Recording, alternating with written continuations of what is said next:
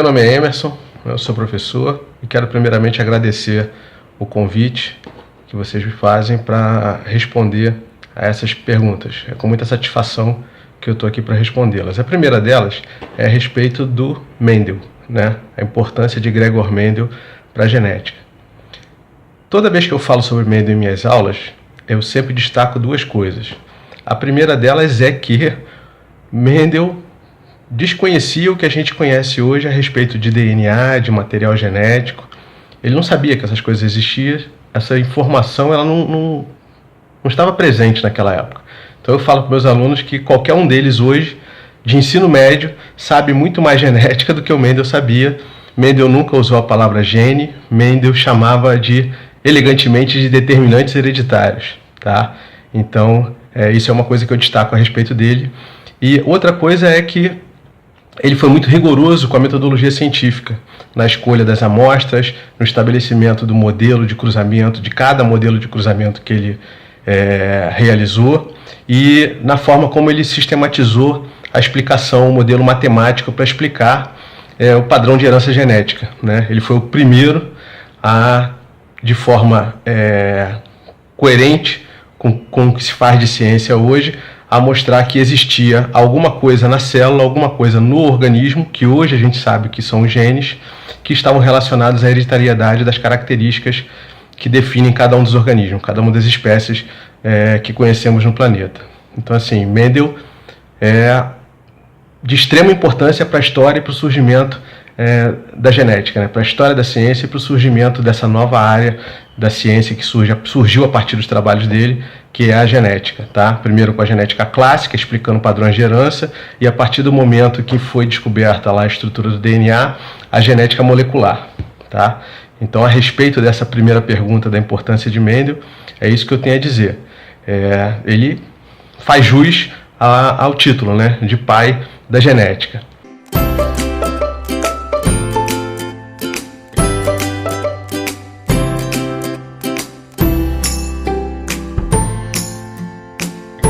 A outra pergunta, ela diz respeito à clonagem humana, né? Esse assunto de clonagem humana, ele surgiu no final do nosso último milênio, na década de 90, quando foi anunciado aí a ovelha Dolly, né? E aí começaram as especulações a respeito de clonagem humana. A clonagem humana, analisada pelo aspecto reprodutivo, ela é um consenso, né, de que ela não deve ser realizada por conta de eliminar a variabilidade genética, né? A variabilidade genética é algo extremamente importante que todo biólogo sabe para a manutenção de uma espécie, para a manutenção da vida de uma espécie, né? Então, se diminui a variabilidade genética, diminui a chance daquela espécie se perpetuar geração a geração no ambiente em que ela sobrevive. Então, assim, é consenso entre os pesquisadores, né, ser contra ao uso da clonagem humana de forma reprodutiva. E aí surgiu a defesa da clonagem humana pelo aspecto terapêutico, né, usando embriões clonados como fonte de células não diferenciadas, de células totipotentes, que pudessem se diferenciar em órgãos específicos que seriam usados em transplante, tá? Hoje, isso, a meu ver, também se torna desnecessário, porque hoje conhecemos as células-tronco, né? E aí sabemos que em várias partes do nosso corpo, tecido adiposo, músculo, existem conjuntos de células-tronco, e que essas células podem ser coletadas do paciente, podem ser cultivadas em laboratório, e o que está sendo feito, o que está em andamento no mundo inteiro por diversos grupos de pesquisa, são trabalhos com o intuito de descobrir, de determinar quais fatores devem ser colocados, devem ser acrescidos ao cultivo dessas células para poder orientar a diferenciação delas, né? Para que a partir de uma célula, se eu desejo produzir um coração, será produzido um coração, se é tecido nervoso, será produzido tecido nervoso, e assim vai, tá? Então, a clonagem humana, pelo aspecto terapêutico, também não há o que se defender, pelo menos na minha opinião, esse tipo de tecnologia, porque hoje a gente tem um conhecimento a respeito das células-tronco, tá? E em muito breve isso vai estar revolucionando a medicina, como já está acontecendo no âmbito da pesquisa. Tá? Em relação à célula-tronco, ela, ao meu ver, substitui a necessidade de se pensar, de se cogitar a ideia de fazer uma clonagem humana com intuito terapêutico.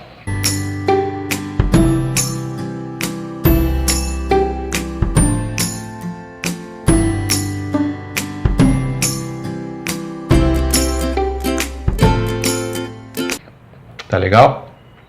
E a terceira pergunta diz respeito ao que eu acredito, considerando o futuro da medicina, né, com as aplicações dessas novas técnicas de genética.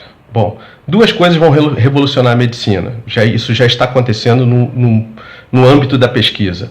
Uma delas é a terapia celular, que eu acabei de falar, com o uso de células-tronco. Tá? Então, o uso de células-tronco vai proporcionar a coleta dessas células do paciente, o cultivo dessas células e, a partir delas, a confecção de órgãos e tecidos que aquele paciente venha a necessitar, seja por uma doença, seja por um acidente, por um trauma, que precisa ser substituído. Tá? E outra técnica que também vai revolucionar a ciência, e isso já acontece em resultados positivos no âmbito da pesquisa, é a terapia gênica, né?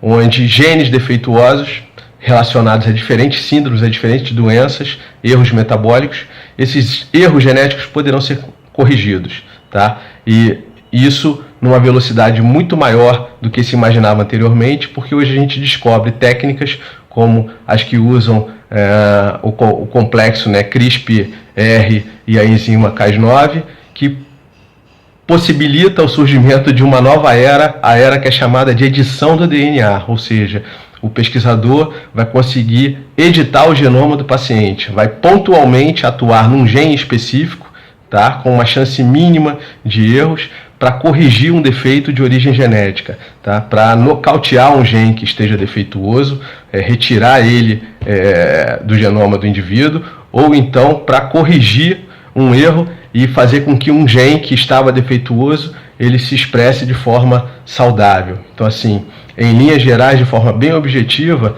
a genética vai contribuir de duas formas para revolucionar a ciência: com a terapia celular, utilizando células-tronco, e com a terapia gênica, hoje com essas novas técnicas que surgem das chamadas edição de DNA.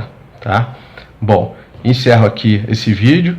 Agradeço mais uma vez o convite. É com muita satisfação que eu atendo a solicitação de vocês. O meu abraço.